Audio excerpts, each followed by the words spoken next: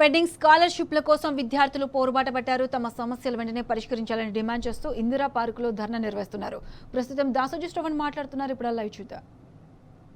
రామకృష్ణ గారు, వేదిక పైనటువంటి రాజు గారు, ఇంకా వేదిక పైనటువంటి అనేక మంది పెద్దలు, వేదిక కింద ఉన్నటువంటి ఒక ఝాన్సీ లక్ష్మీబాయిలు అందరికీ కూడా పేరు పేరున నమస్కారం.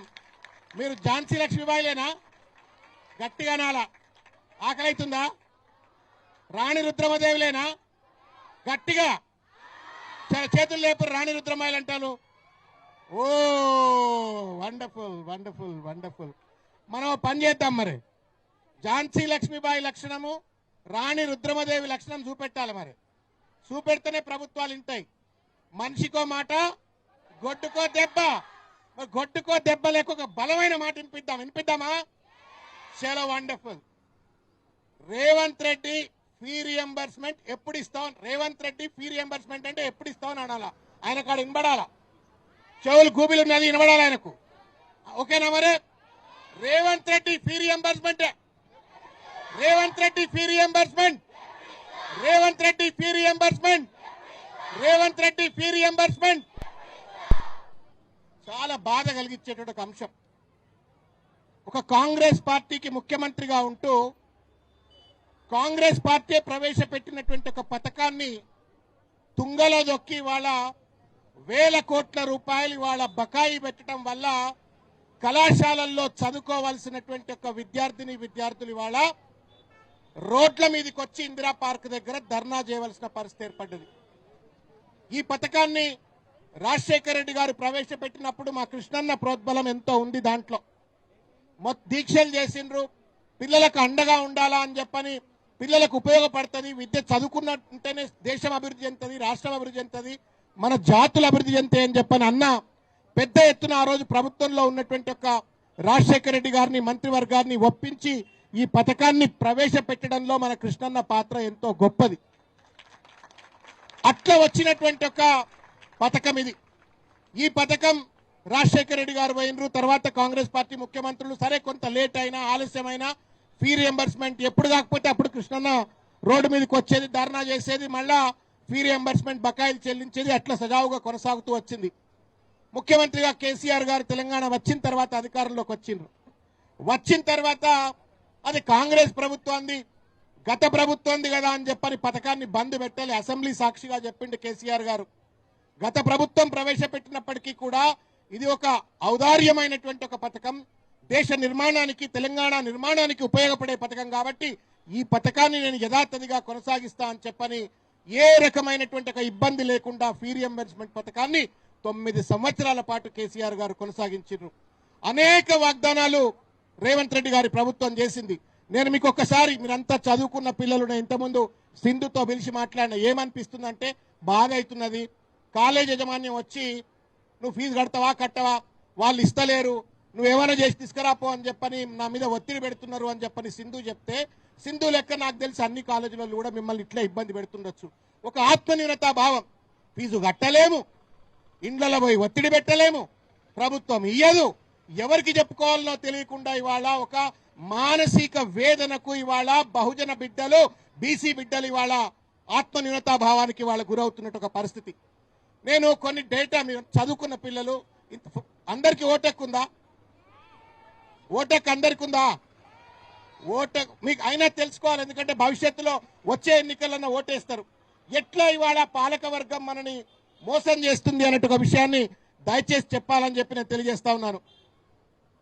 2023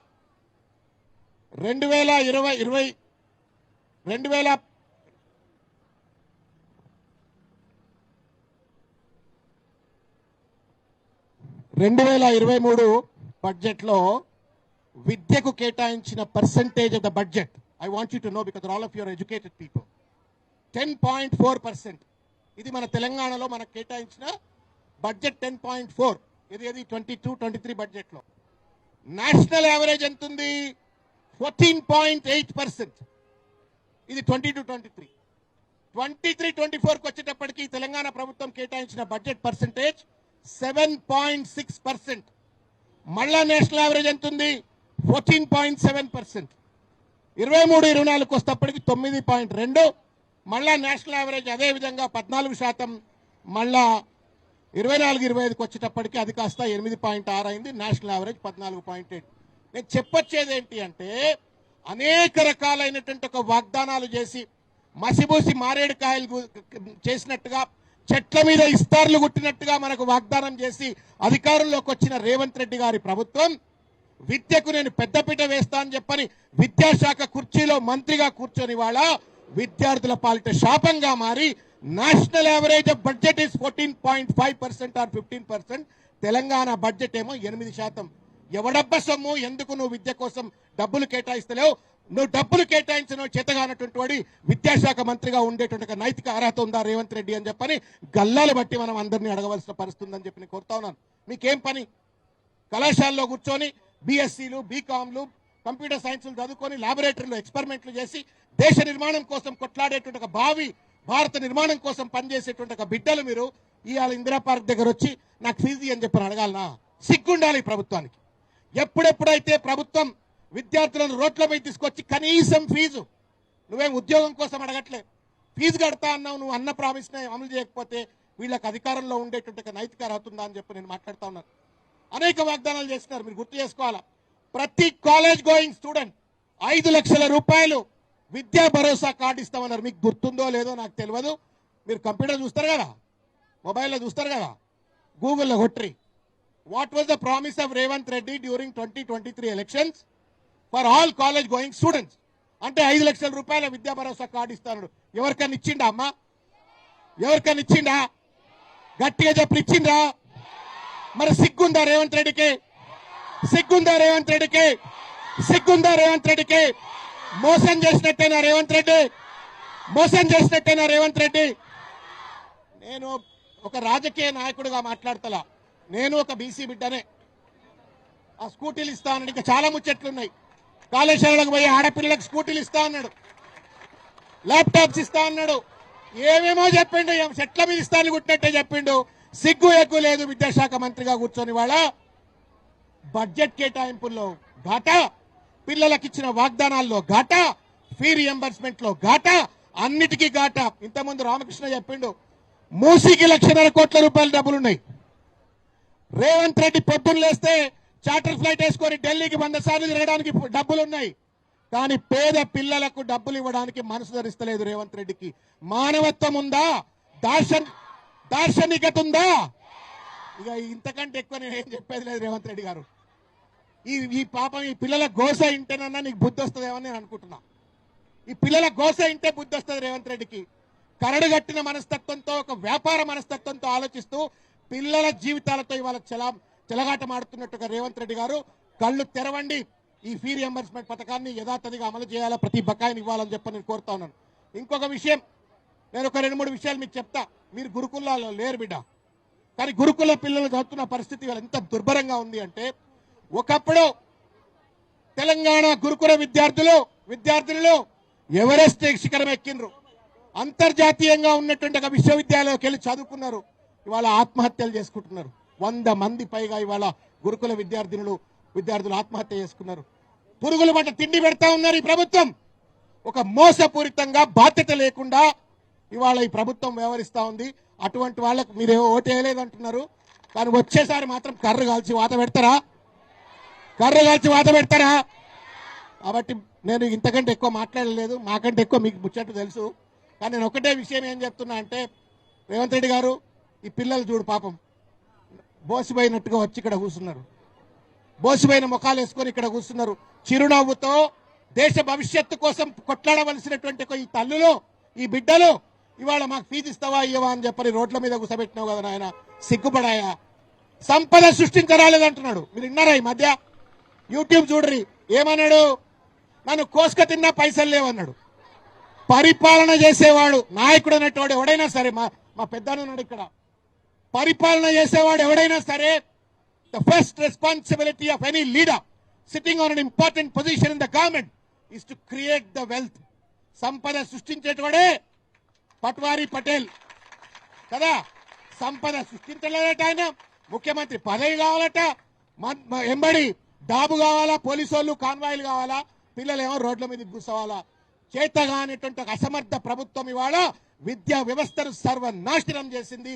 ఆ సర్వనాశనం చేసిన రేవంత్ రెడ్డికి తగిన గుణపాఠం తప్పనిసరిగా రానున్నటువంటి ఒక స్థానిక సంస్థల ఎన్నికల్లో కానీ ఇంకా జరగబోయే ఎన్నికల్లో తప్పనిసరిగా చెప్తాం. ఒకటి మాత్రం చెప్తా బిడ్డ, మీకు నేను ఒకటి మాత్రం చెప్తా. మా కృష్ణన్న మాకందరికి స్ఫూర్తి. నేను కూడా బీసీ బిడ్డనే.